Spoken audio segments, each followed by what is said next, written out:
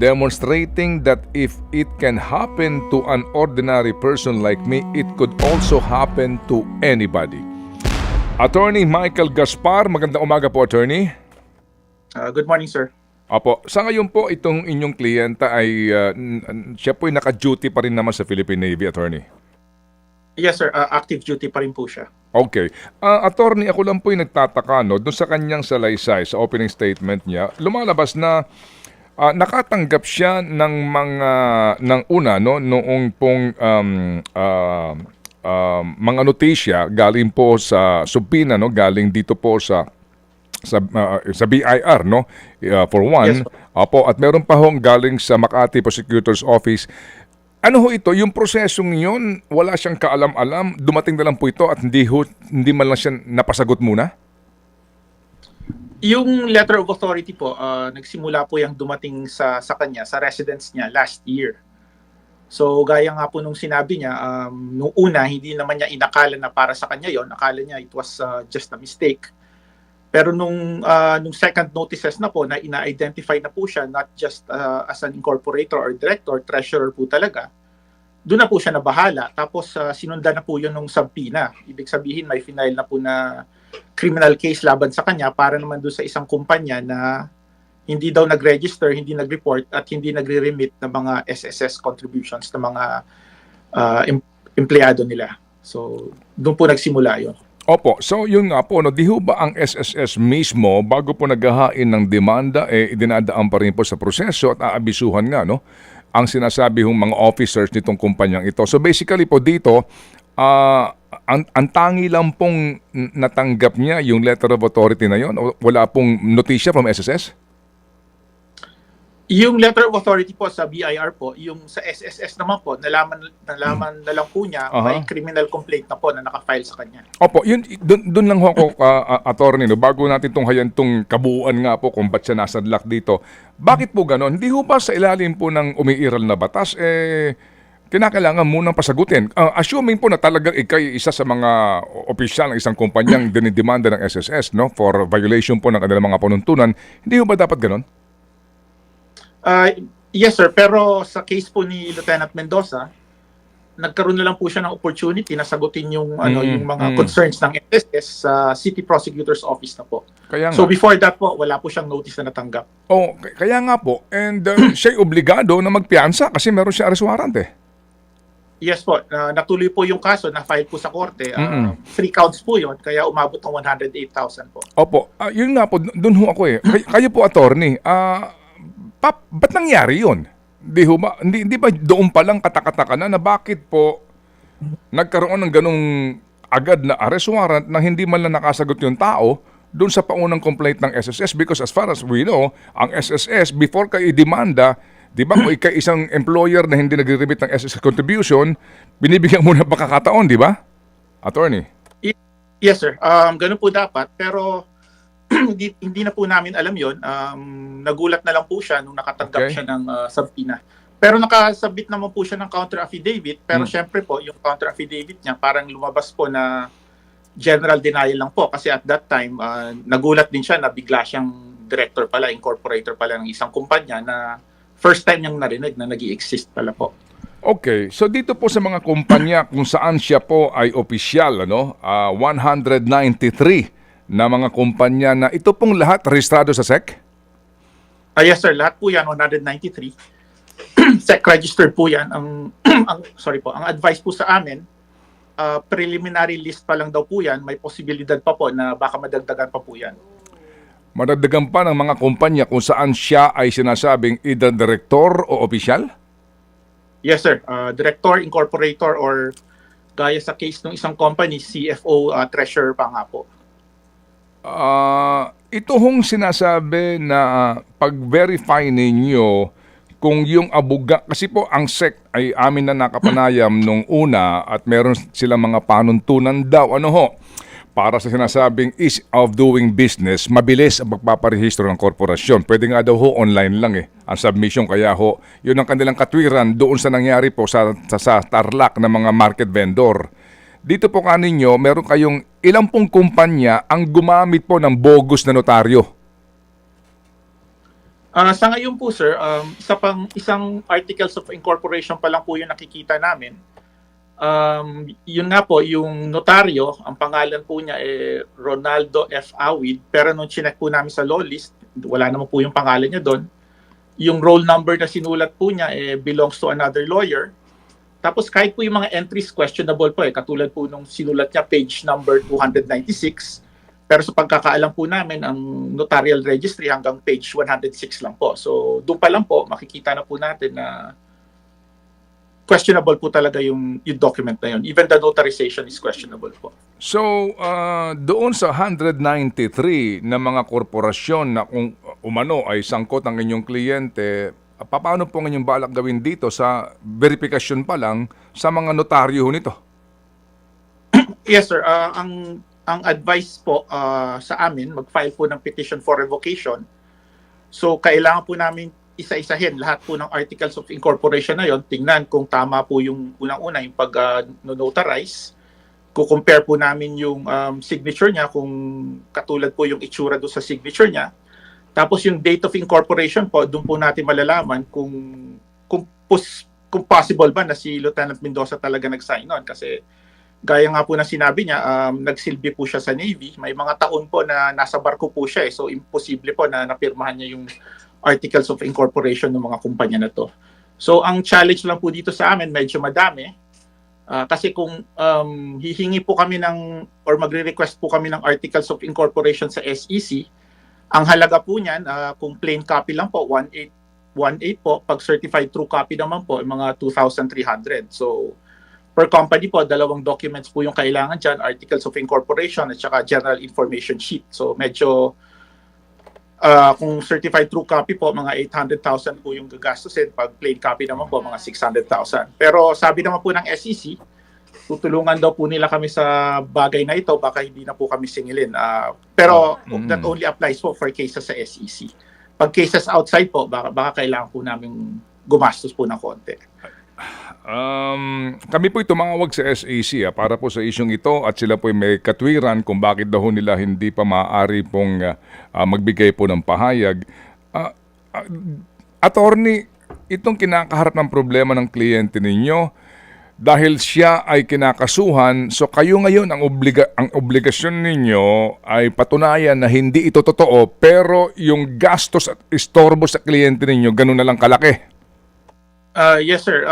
Aside from the gastos po, ang mas pressing concern po dito, hindi kasi namin kilala itong mga kumpanya na to, hindi namin alam kung ano mga pinagagagawa dito. So kung SSS lang siguro or from BIR, baka relatively mas madali pong depensahan. Pero sa pagkakaalam po natin ngayon, yung ibang kumpanya po, gumagamit po sila ng mga tao na walang kaalam-alam, ginagawa nilang director. Tapos kung ang business po nitong mga kumpanya na to ay illegal pogo, may posibilidad po na human trafficking yung magiging kaso. So pag ganun po yung naging kaso, non-bailable na po yun. So mas malaking problema po yun para sa kay Lieutenant Mendoza po. So yun po yung kinakaharap namin. Opo.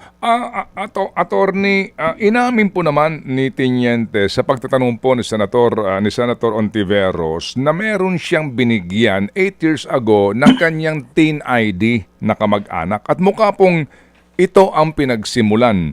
At mawalang galang lang may iba kasi na victim blaming, alam niyo yun?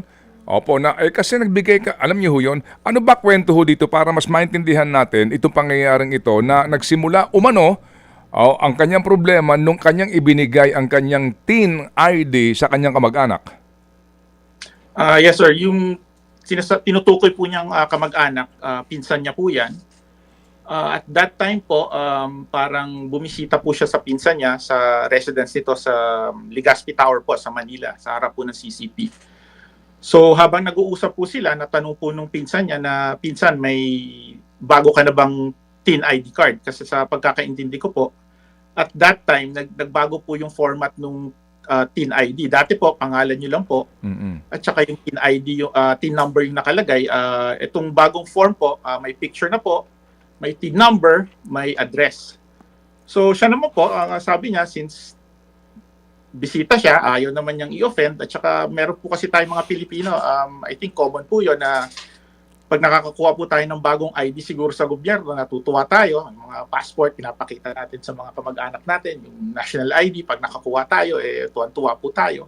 Parang ganun lang po yung ano niya, yung appreciation niya doon sa request na yun ng pinsan niya. Tapos sa pagkakakwento po niya, hindi lang naman po siya ang hiningan ng ID. Parang tinanong din, o kayo ba may mga teen ID na? So, based on that, doon po malamang nakuha yung address, team number, at saka pangalan, pati signature. Kasi yung po yung mga information na kailangan para maging incorporator po sa isang kumpanya. Ang dagdag po na kwento dito, yung kanyang pinsan na iyon, may asawang full-blooded Chinese. Yes, sir.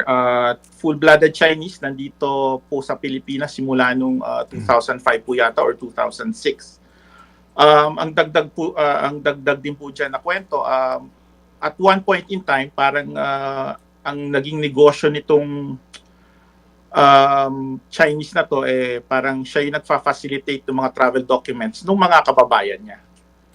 Asan itong Chinese ngayon na identified po sa pahayagan? Henry Liu or Liu Yang? Yes, sir.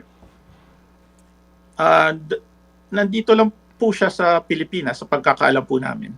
And still living with the cousin of Lieutenant? Yes, sir. Married po sila nung cousin. Married po sila. Opo. And again, pardon po, attorney, igagalang po namin kung sakasakaling hindi kayo maaaring sumagot. Pero ano po relasyon ngayon ni Teniente dito po sa kanyang cousin na sinasabing posibleng pinagmulan ng kanyang mga problema?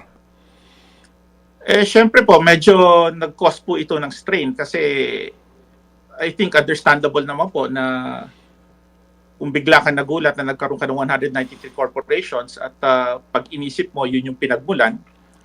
So, siguro may konting, sabihin na natin, may konting sama ng loob doon sa pinsan. Pero at the same time,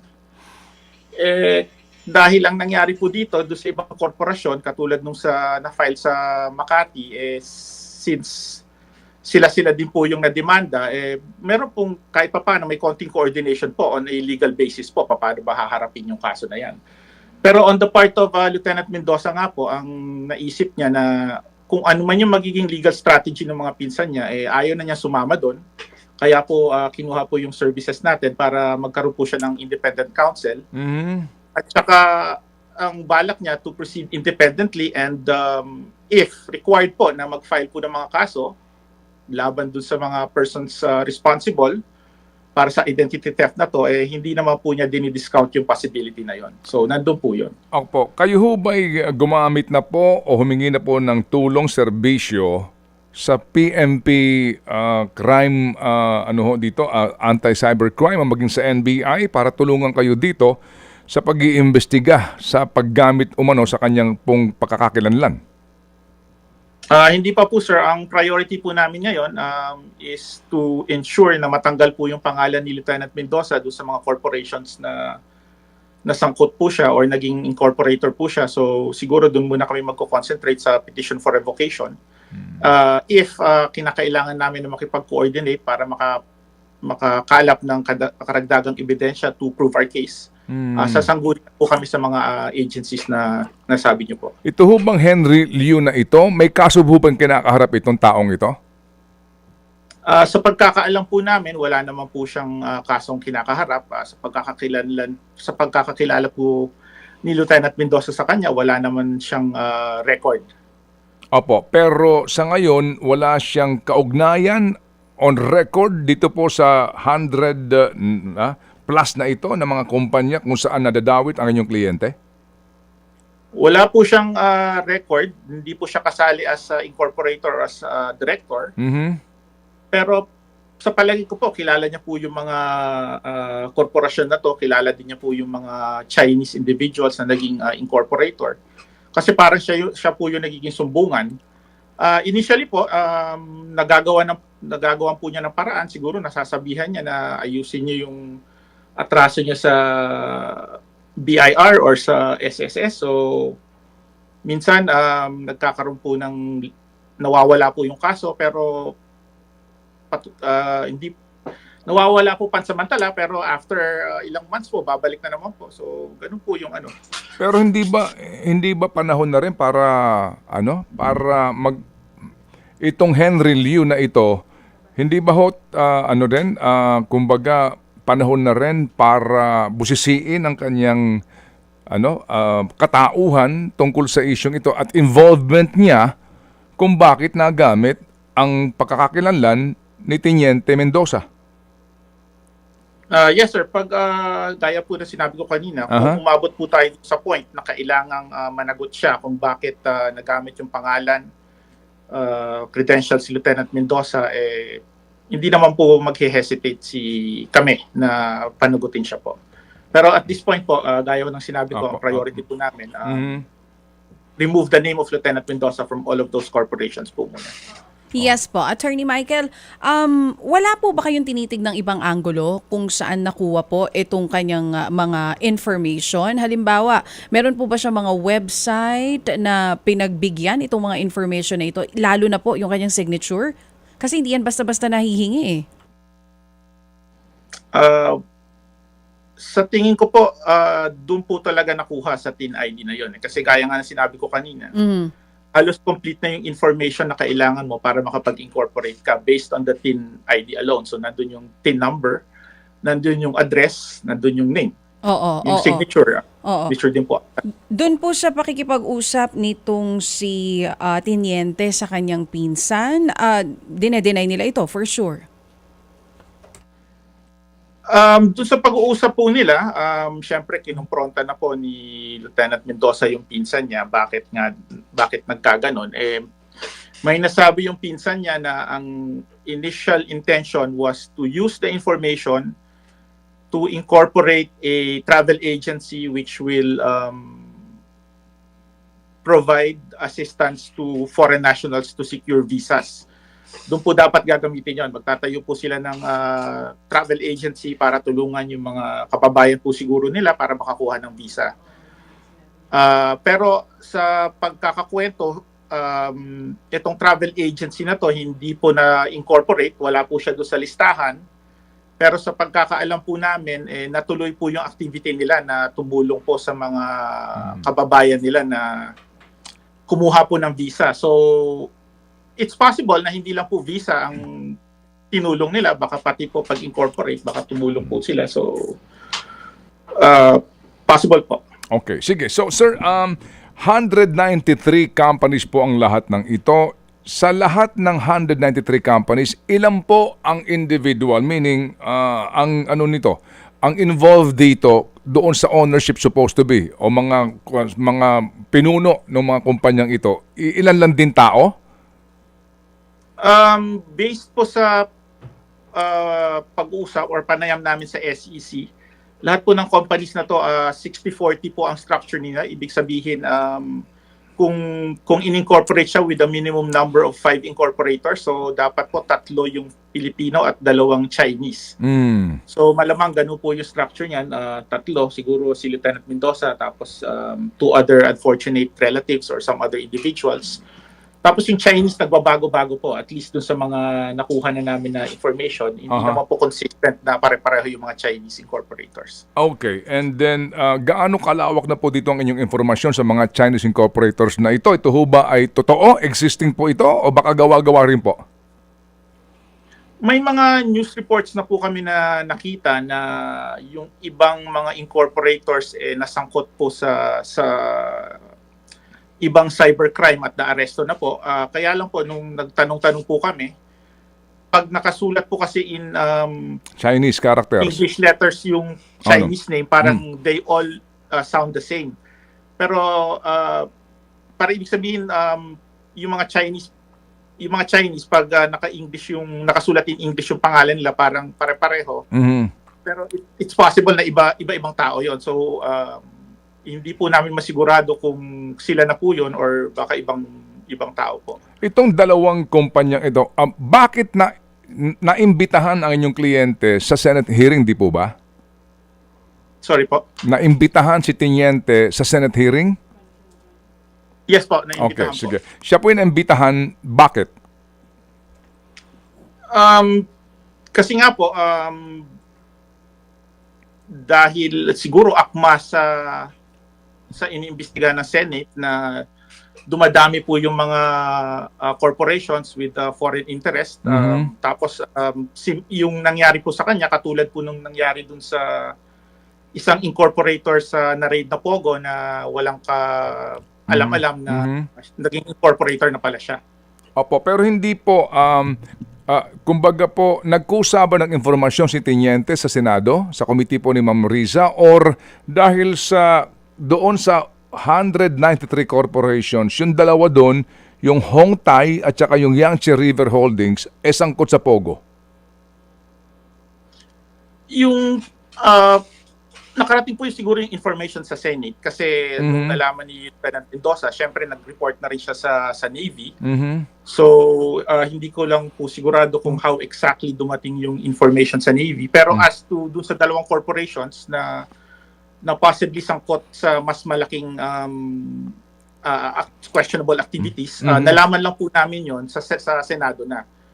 So, mas nakakabahala po yon kasi nung pinag-uusapan nga namin bago kami dumating sa Senado, tinatanong ko si Lieutenant Mendoza paano siya nakakasiguro na yung pangalan niya hindi sangkot sa Pogo operations. Ang sagot niya sa akin hindi niya alam kasi although may list na kami ng corporations, hindi naman niya alam kung anong ginagawa ng mga corporations na yun. So sa Senate lang po namin nalaman na yung dalawa might be possibly involved in something bigger po. So ano ang supposed to be on record sa SEC na posisyon ni Teniente sa Hong Tai at saka sa Yangtze River Holdings? Incorporator and director po siya doon sa dalawang kumpanya na yon.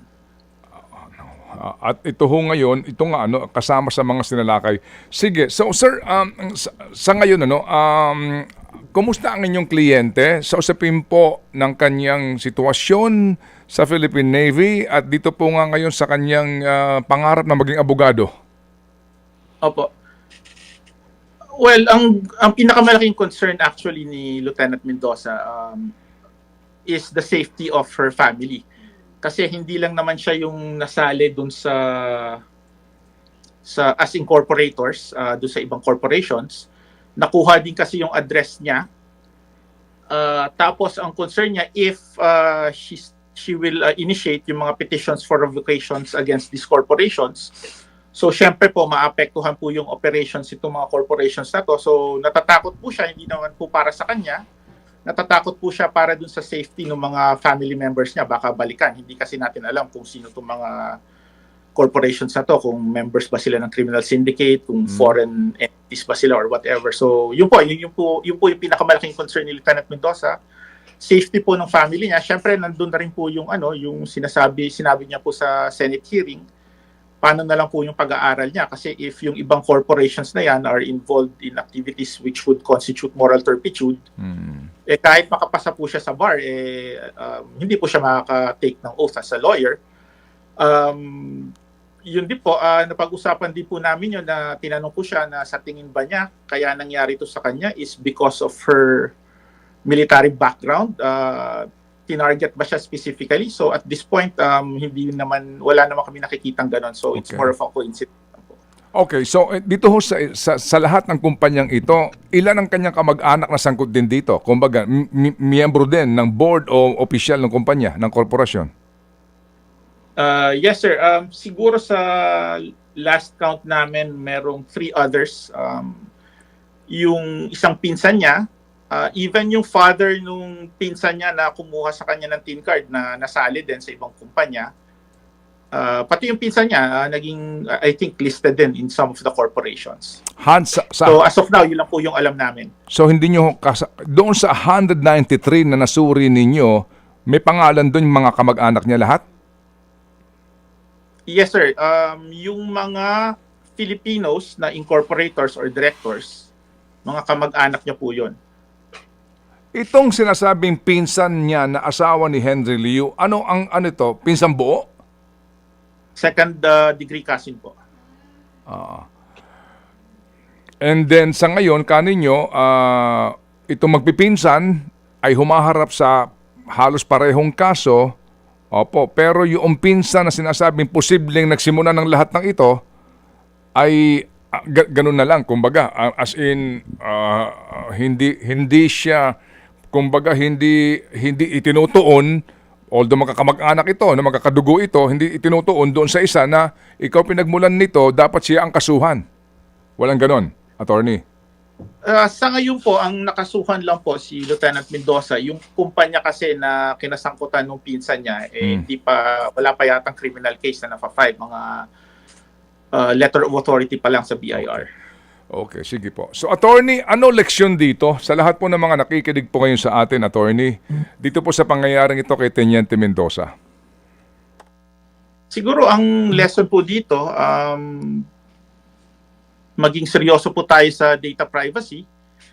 Hindi po ibig sabihin na close natin na pwede na nating ibigay yung personal information natin. Kasi yun nga po, gaya ng sinabi ko, makuha lang yung address mo, makuha lang yung TIN number mo, pwede nang gamitin yan laban sa'yo na hindi mo nalalaman kung ano yung pinanggamitan nila.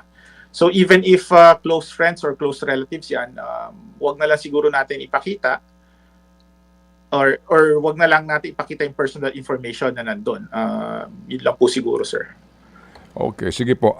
Attorney Michael, salamat po na marami sa inyo pong panahon na ibinigay sa ating programa. Ito po napaka-importante lang para maging leksyon sa ating lahat at maunawaan din ang sitwasyon po ng isang naglilingkod sa bayan. Sa ngayon, kung paano po ang kanya pong kinakaharap, no, na napakaraming problema dahil din po sa mga illegal na ito na ginagawa ng mga dayuhan sa ating bansa. Attorney Michael. Maraming salamat po, sir. Maraming salamat po, ma'am. Apo. Thank you si Attorney Michael Gaspar.